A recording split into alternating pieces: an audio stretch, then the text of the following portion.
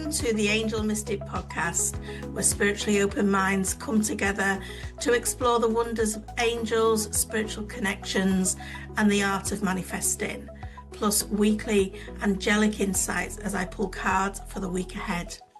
Hosted by me, Amanda Tooke, the Angel Mystic, your spiritual midwife, to help you on your journey to a fulfilling and happy life, as seen on ITV, Channel 4, and writer for Fate and Fortune magazine. My hope is this podcast is your go-to resource for navigating life with more ease and flow. Whether you're a beginner on the spiritual path or a seasoned practitioner, join us as we unlock the secrets of connection and harness the power of manifestation to create the life you desire. Please rate, review, share and subscribe each episode as we embark on the Angel Mystic podcast. And don't forget to head over to show notes to find all the useful links to many free, amazing resources. Now let's delve in.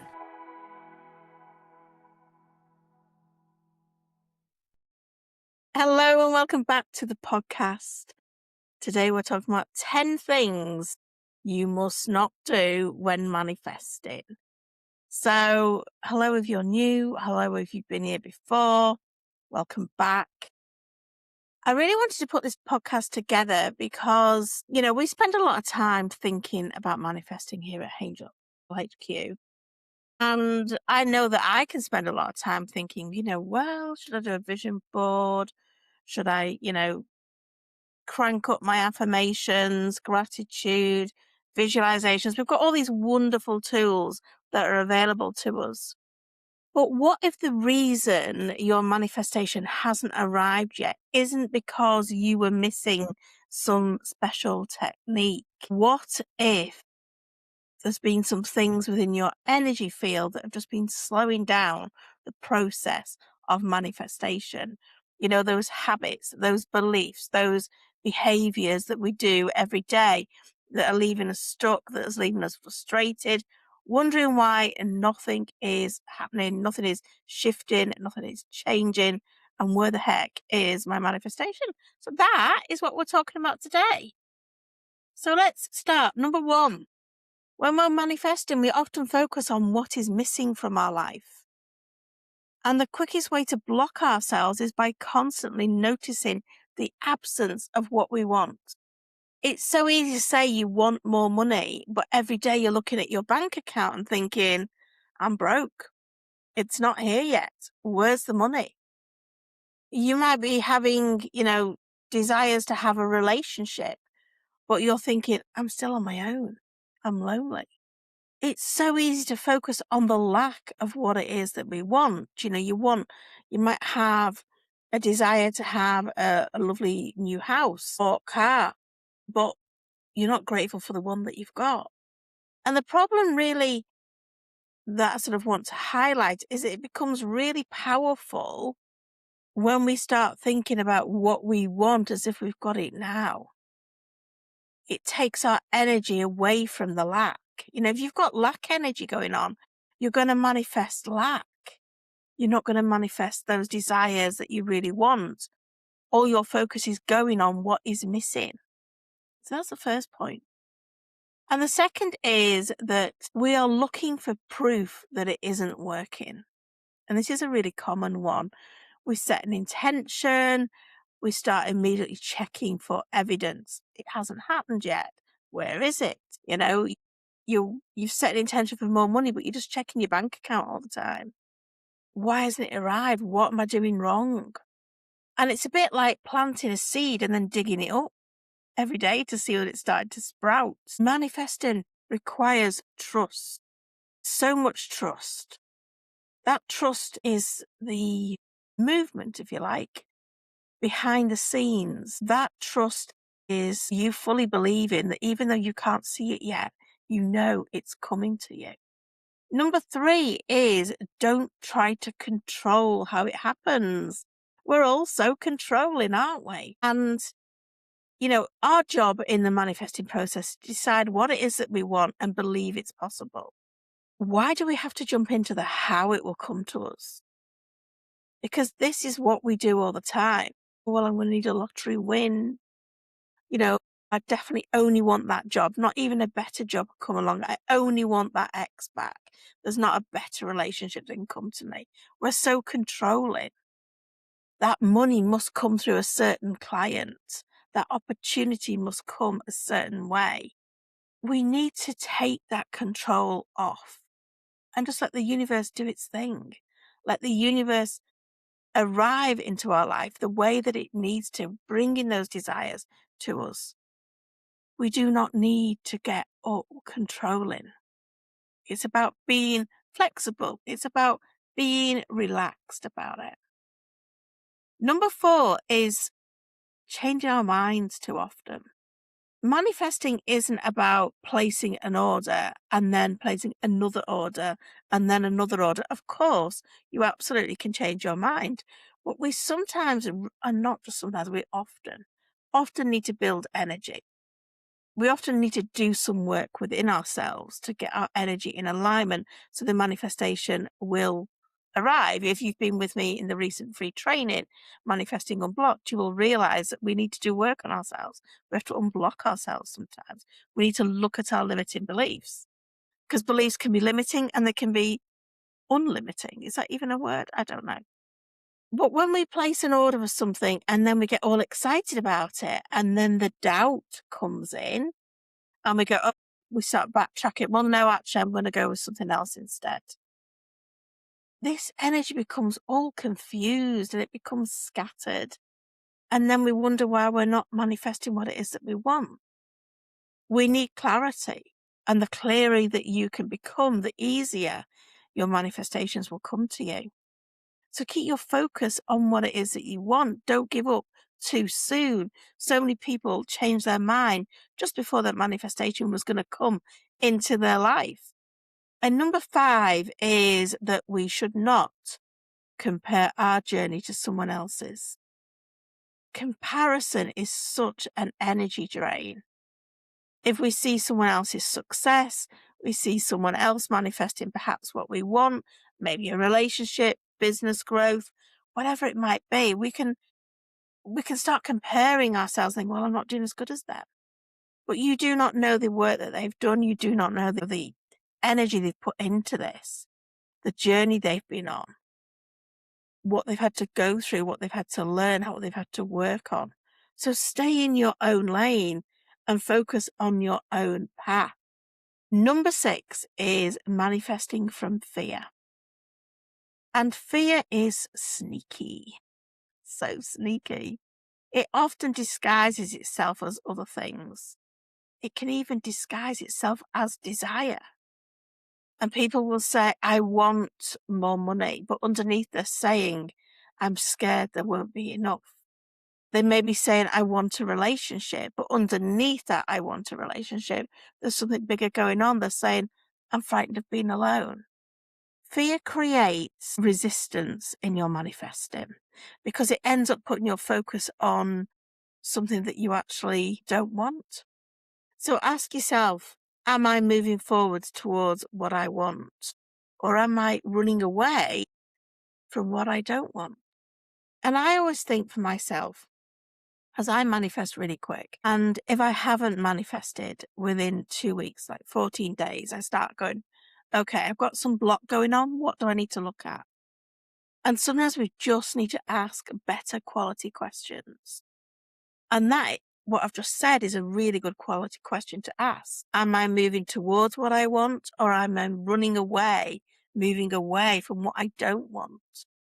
So you might like to get to your journal and write that down and, have it as a tool whenever you're feeling a bit blocked. Number 7 is the one that I always say is not covered in the book, The Secret. The Secret's a great manifesting book, but it does miss out an important step in manifesting, and that's inspired action. Manifesting is not about sitting on the sofa waiting for life to happen, waiting for the universe to open some doors. You've actually got to get up and walk through those doors. You've got to follow that inspired guidance, those light bulb moments, those nudges that you're getting. When you feel like, oh, I need to, look on this website, or I need to phone such and such a body. I need to have that conversation. I need to post about this. These are all nudges, and this often bridges from where you are now to where you want to be. So follow your intuitive hits, follow your guidance, because they're leading you to where you want to be. Number 8 is don't assume delay means failure.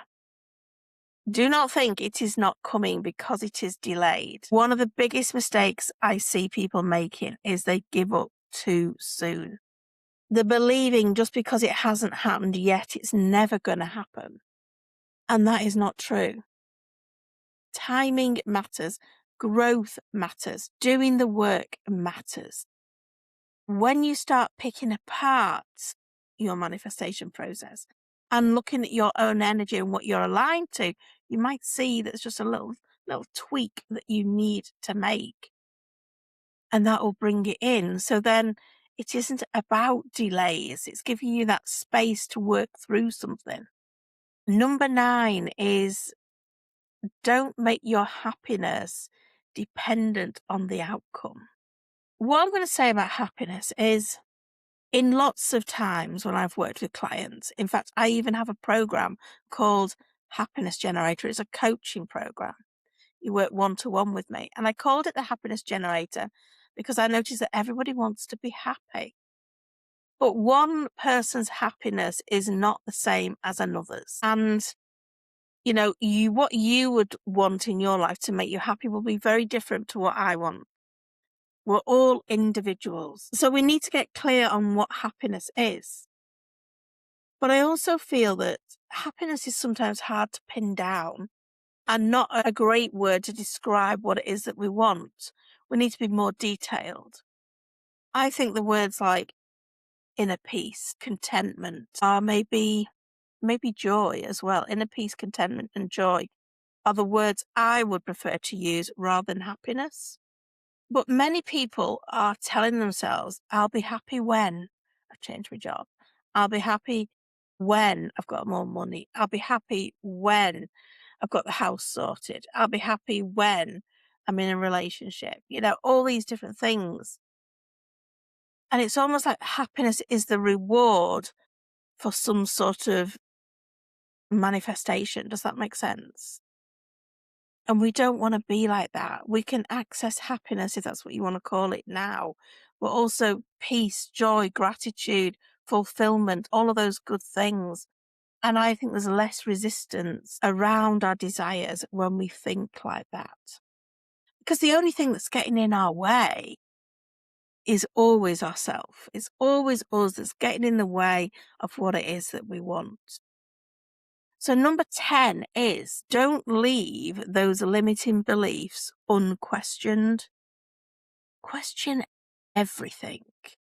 And this is probably the most important one of all, because people are trying to manifest what they consciously believe they want, but actually you're unconsciously manifesting by your beliefs, because your unconscious mind is the part of you that always gets its own way. Your unconscious mind is the part of you that is actually running the show. Even though we think we're consciously in control, it's our unconscious mind that's in control. Our unconscious mind is pumping our blood around our body, it's taking breaths, it's working the digestion system. We're not thinking we need to do these things, they're doing them automatically. As to, is it doing your manifesting automatically? So you've got to question your beliefs. And this is something that I always start with by journaling. So if you want more abundance, do you feel safe to receive it? If you want more success, have you got a fear about being judged? If you want love, do you feel that you're going to be rejected? If you want visibility, are you worried about what people will think? Ask better quality questions around your desires. Manifesting isn't about just deciding that you want something and expecting it to pop up. We have to do the inner work. You can do the inner work in complete manifesting mastery. The doors are open to that right now, depending when you listen to it, I guess, but they are at the moment. And This will give you all the tools that you need to manifest time and time again. Processes, healings, so many tools. You'll find it all in show notes. But we have to look at our beliefs. We have to look at where we're blocked. You're very lucky if you can just manifest like clicking your fingers in every single area of your life. I don't know one person that can do that. But you can certainly have what you want if you're willing to do a bit of work. And we have to question those limiting beliefs. We have to break them down. So let's do some angelic insights for the coming week. This is for the 29th of June to the 5th of July. I can't believe I'm saying July. Time is definitely speeding up. I don't care what anyone says. 1, 2, 3, 4, 5, 6, and 7. Feels like the week's starting a bit heavy, if I'm honest. And then it's going to get better. It's going to feel lighter. But we're starting the week with the fears card. So this is, a wonderful time to check in with yourself. If you're listening to this when it first comes out at the right time, you will be able to join me on Monday the 29th for the final session in Manifesting Unblocked. And, we're looking at fears. We're looking at what you need to release. Because is this what's leaving you trapped? Is this what's leaving you stuck? Fear energy is not good manifesting energy. But do you know what? On the other side of that fear that you've got going on is exactly what you want. And to me, that's motivation to push through it. You've just got to push through your fears, but you're not doing it alone, because on Tuesday we've got Archangel Michael. Michael cuts fears. Well, he shreds them, like putting them through a paper shredder. He cuts the cord of attachment. He gives you the energy, the strength, the courage that you need. So he's by your side. But just like your own guardian angel, you've got to ask for his help. And when you do, on Wednesday, you're going to feel like you've released something. It's like a relief feeling I can get from this card today. You've let something go. You've questioned what your beliefs are about, and you've really done the inner work. And then on Thursday, we've got the love card. And the love card on this occasion really talks about doing things that you love, having those things in your life that you love. So, yeah, I feel like we need to journal on what that might be, because it will be different for everyone. Friday comes in with the friend card. And as I say often, your guardian angel is the best friend you're ever going to get.